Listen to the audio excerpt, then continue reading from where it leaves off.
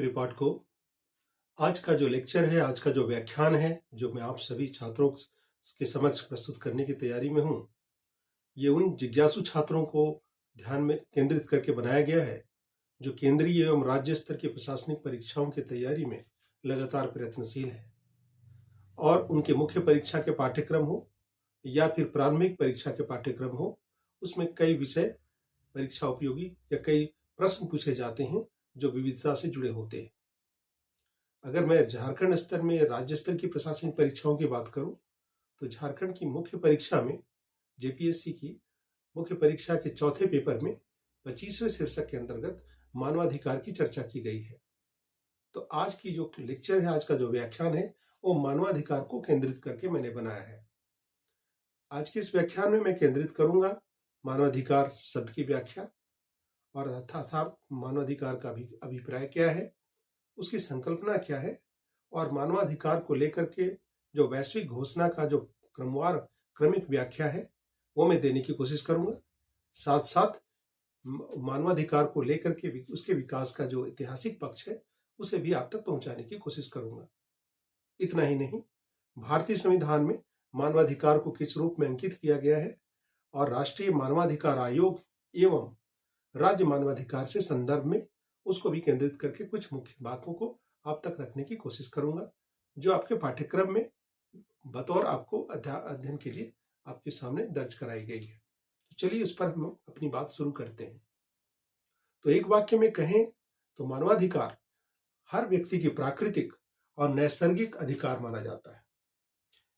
इसके दायरे में जीवन, आजादी, बराबरी और सम्मान का अधिकार आता है।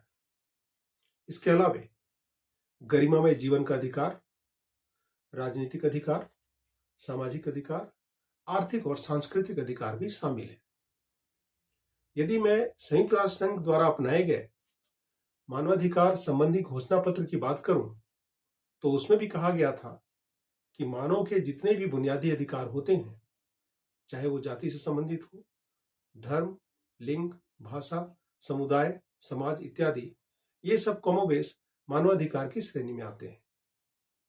अब रही बात मौलिक अधिकारों की, तो ये भी किसी देश के संविधान में उल्लिखित अधिकार माने जाते हैं और ये अधिकार देश के नागरिकों को और किन्हीं परिस्थितियों में देश में निवास कर रहे हैं सभी लोगों को प्राप्त होते हैं।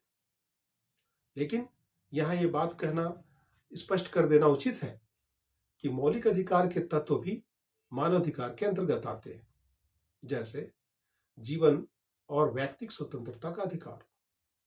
तो इतनी बातें मैंने आपको परिचय के संदर्भ में बताया।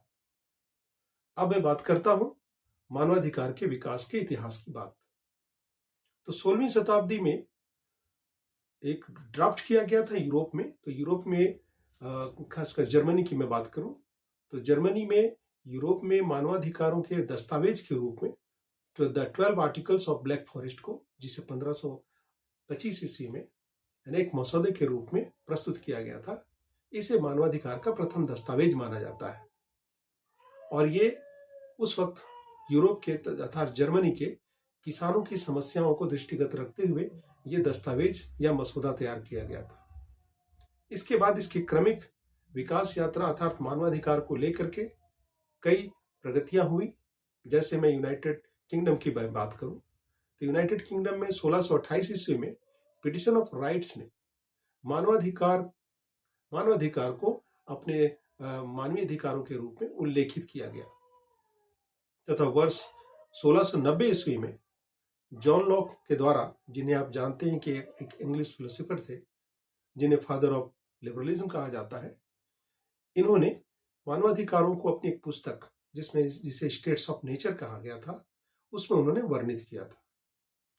इसी तरह 1776 ईस्वी में यूनाइटेड नेशंस या कहे कि अमेरिका, संयुक्त राज्य अमेरिका की स्वतंत्रता के बाद इन अधिकारों को अमेरिकी संविधान में भी दर्ज किया गया था। इसके बाद तो 1789 ईस्वी में फ्रांस की क्रांति के बाद भी नागरिक अधिकारों की घोषणा को स्वीकार किया गया था। तो ये जो क्रमिक व्याख्या में बता रहा हूं, ये मानवाधिकार की ये वैश्विक या यूं कहिए कि इसकी विकास की यात्रा है।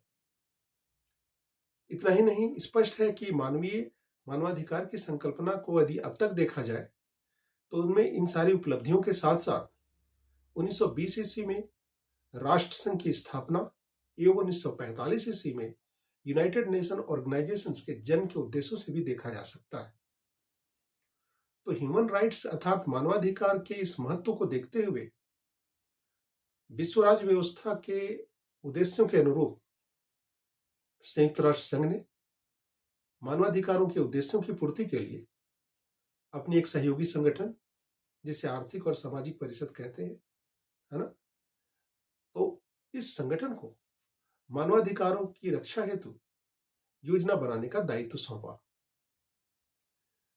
इस परिषद ने अर्थात आर्थिक और सामाजिक परिषद ने यूनाइटेड नेशंस की चार्टर की धारा 68 के अनुसार 1946 ईस्वी में एलेनोर रूजवेल्ट, जो कि प्रथम लेडी मानी जाती थी उस वक्त, तत्कालीन राष्ट्रपति थियोडोर फ्रैंकलिन रूजवेल्ट की पत्नी थी, तो उनकी अध्यक्षता में एक मानवाधिकार आयोग का गठन किया गया था। और उन्हीं के प्रयासों का नतीजा ये था कि 1948 ईस्वी में मानवाधिकार की एक सार्वभौमिक घोषणा कर दी गई और उस घोषणा को अंगीकार कर लिया गया। और उन्हीं के उस प्रयास का नतीजा था कि विश्व के सभी राष्ट्रों को मानवाधिकार से संबंधित प्रेरणा भी मिली और मार्गदर्शन भी प्राप्त हुआ। तो अभी तक मैंने मानवाधिकार के वैश्विक घोषणा का क्रमवार विवरण अब तक साझा किया हूं। चलिए अब भारत के संदर्भ में अर्थात भारत के संविधान में मानवाधिकार को किस तरीके से दर्ज किया गया है, इसकी थोड़ी सी चर्चा कर ली जाए। तो भारत के संविधान में भी मानवाधिकार को पर्याप्त मान्यता देते हुए मानवाधिकारों को अंतर्राष्ट्रीय घोषणा पत्र से प्रत्याभूत कर लिया गया है और राज्य के नीति निर्देशक तत्वों के अंतर्गत लोक कल्याणकारी राज्यों के निर्माण की दृष्टिकोण से तथा मौलिक अधिकारों को प्रदान करने की गारंटी संविधान के मार्फत दी गई है। वास्तव में मानवाधिकार और मूल अधिकारों की बात की जाए तो इन दोनों के बीच शरीर और आत्मा का संबंध होता है। भारत के संविधान में न सिर्फ मानवाधिकार की गारंटी दी गई है, बल्कि इसका उल्लंघन करने पर सजा का भी प्रावधान किया गया है। भारतीय संविधान के मौलिक अधिकारों के भाग 3 के अनुच्छेद 14 से लेकर के 32 तक मानवाधिकार का उल्लेख है, या कहा जाए कि मौलिक मानवाधिकारों का उल्लेख है। जो मौलिक अधिकार है वो मानवाधिकार के तर्ज पर दर्ज है। जैसे कि आर्टिकल 14 से 18 तक भारत के प्रत्येक नागरिक को समानता का अधिकार की गारंटी देता है। तो जहां एक तरफ ये मौलिक अधिकार है, वहां उस व्यक्ति विशेष के लिए मानवाधिकार भी है। इसी तरह मौलिक मानवाधिकारों की उल्लंघन के मामले में यह भी प्रावधान है कि कोई भी नागरिक जो अपने मानवाधिकार का उल्लंघन होता देखे तो अनुच्छेद 32 के तहत वो अपनी अपील उच्चतम न्यायालय तक दर्ज करा सकता है। इतना ही नहीं, वो अनुच्छेद 226 के तहत उच्च न्यायालय तक भी अपनी बात रखने में सक्षम है। तो मैंने अभी तक भारतीय संविधान में मानवाधिकार को किस रूप में दर्ज किया गया है इसकी चर्चा की है। अब मैं बात शुरू कर रहा हूं राष्ट्रीय मानवाधिकार आयोग के संदर्भ में, और इसकी व्याख्या के क्रम में मैं ये बताने की कोशिश करूंगा कि राष्ट्रीय मानवाधिकार आयोग का गठन किस तरह से होता है, इसके अध्यक्ष कैसे नियुक्त होते हैं, इसके सदस्यों की नियुक्ति कैसे होती है, और इतना ही नहीं, इसके कार्य क्या होते हैं, इसकी सीमाएं क्या होती हैं, और साथ साथ अपने व्याख्यान के अंतिम पायदान पर मैं राज्य मानवाधिकार आयोग की भी चर्चा करूंगा। तो जितने भी पाठक हैं, आप दृढ़ता से मेरी बात को सुन रहे हो, तो आप परीक्षा उपयोगी सूचनाओं को इस तरह से संग्रहित करते चले जाएं। तो चलिए चर्चा शुरू करते हैं राष्ट्रीय मानवाधिकार आयोग की। भारत ने मानवाधिकार संरक्षण अधिनियम 1993 के तहत राष्ट्रीय मानवाधिकार आयोग का गठन किया। यह गठन उस वक्त के तत्कालीन राष्ट्रपति शंकर दयाल शर्मा के कार्यकाल में हुआ था।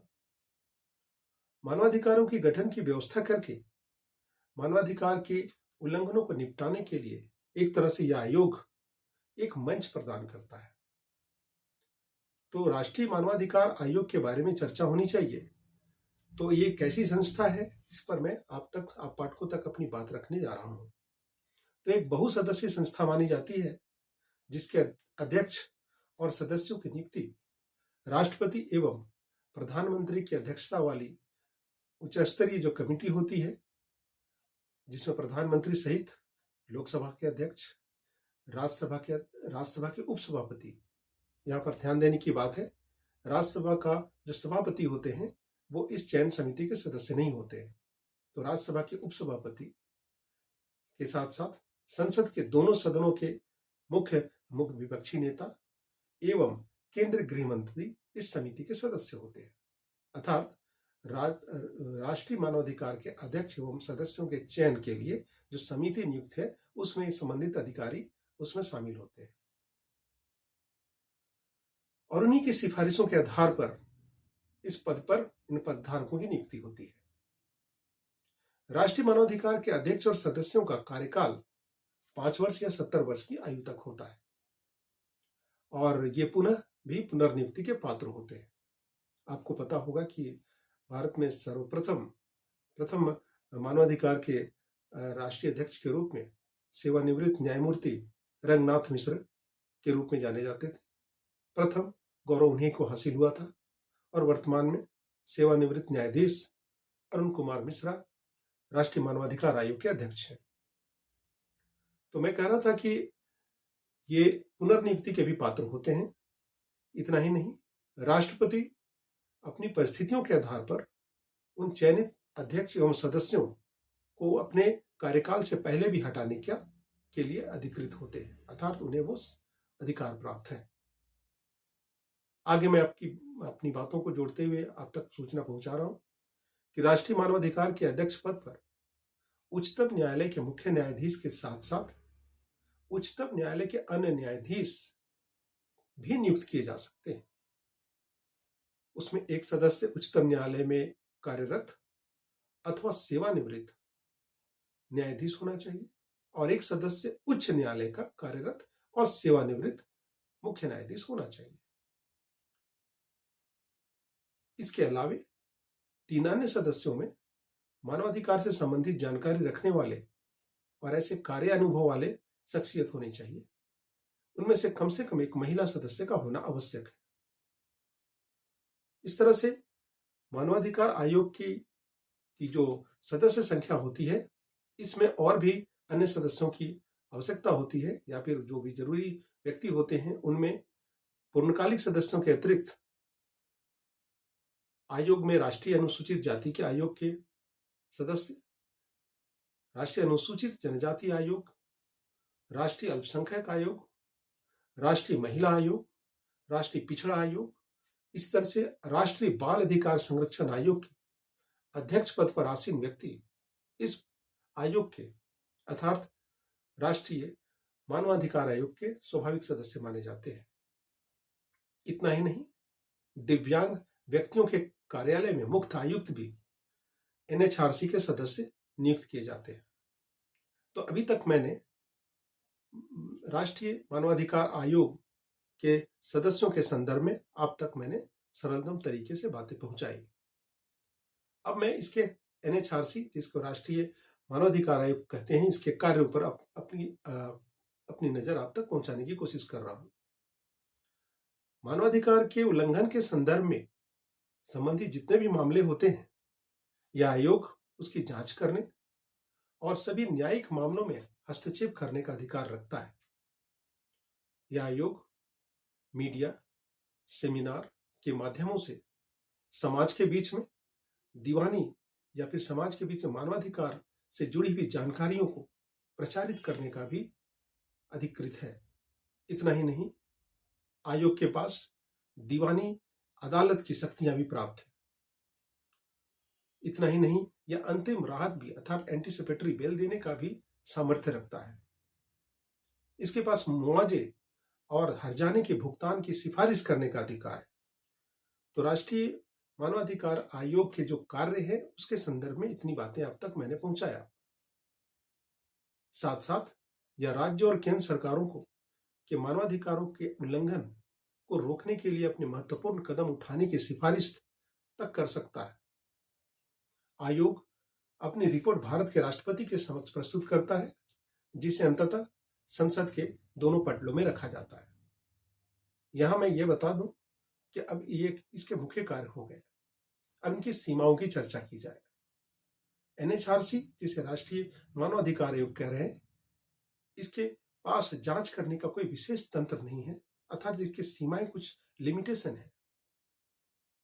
अधिकतर मामले के संदर्भ में यह संबंधित सरकार को या उस मामले की जांच करने की मात्र आदेश दे सकता है। यह किसी मामले पर मात्र सिफारिश करने का ही अधिकृत संस्थान है या आयोग है। निर्णय लागू करने के लिए वो संबंधित सरकार को बाध्य नहीं कर सकता। यही कारण है कि हाल के एक बयान में सेवानिवृत्त एचएल दत्तू साहब ने इसे दंतहीन शेर के नाम से इस संगठन का एक तरह से इन्हें आरोपित किया था। तो ये परिचय जो मैंने अब तक बताया, ये राष्ट्रीय मानवाधिकार आयोग के संदर्भ में अब तक परीक्षा उपयोगी जानकारी को मैंने साझा किया। चलिए थोड़ी सी जानकारी राज्य मानवाधिकार आयोग के संदर्भ में भी ले ली जाए। तो राज्य मानवाधिकार आयोग केवल उन्हीं मामलों की जांच कर सकता है जो संविधान की राज्य सूची और समवर्ती सूची में दर्ज है। यह आयोग यह भी एक बहुसदस्यीय आयोग माना जाता है, बहुसदस्य निकाय माना जाता है, जिसमें एक अध्यक्ष और 2 सदस्य होते हैं। और इनकी नियुक्ति भी एक नियुक्ति समिति में राज्य का मुख्यमंत्री, विधानसभा अध्यक्ष, राज्य का गृह मंत्री और नेता प्रतिपक्ष के लोग शामिल होते हैं। अध्यक्ष और सदस्यों की नियुक्ति राज्यपाल के द्वारा होती है और राज्य आयोग द्वारा अपना वार्षिक प्रतिवेदन जो है सो राज्य सरकार को समर्पित करता है। हाँ, यहाँ ये बात ध्यान देने की है कि राज्यपाल अध्यक्ष और सदस्यों की नियुक्ति जरूर करता है, लेकिन उन्हें बर्खास्त करने का अधिकार मात्र राष्ट्रपति को ही है। तो आज के इस व्याख्यान को मैंने उस परीक्षा उपयोगी जानकारी को केंद्रित करके आप तक रखने की कोशिश की, जिसमें मुख्य परीक्षा एवं प्रारंभिक परीक्षा में बहुविकल्पी प्रश्नों के रूप में निर्धारित जो जानकारियां जो मैंने साझा की, उसको केंद्रित करके कई प्रश्न पूछे जा सकते हैं। यदि मुख्य परीक्षा में भी इसे प्रश्न पूछा जाए तो आप एक विशद व्याख्या आप अपने कॉपी में दर्ज करा सकते हैं और परीक्षक को संतुष्ट कर सकते हैं। तो आज मैंने आप तक ये सूचनाएं पहुंचाने की कोशिश की। उम्मीद करता हूं कि आज मेरा ये व्याख्यान आपको पसंद आया होगा। जल्द ही मैं नए व्याख्यान के साथ, किसी नए वीडियो के साथ आप तक पहुंचूंगा। यदि आपको मेरा यह वीडियो पसंद आता है और लगातार मैं पिछले कई वीडियो में आप तक प्रस्तुत करता चला आ रहा हूं, तो आप हमारे वीडियो को लाइक करें, सब्सक्राइब करें, है ना, और अपने मित्रों के साथ साझा करें। मैं जल्द ही नई वीडियो के साथ उपस्थित रहूंगा। तब तक के लिए धन्यवाद।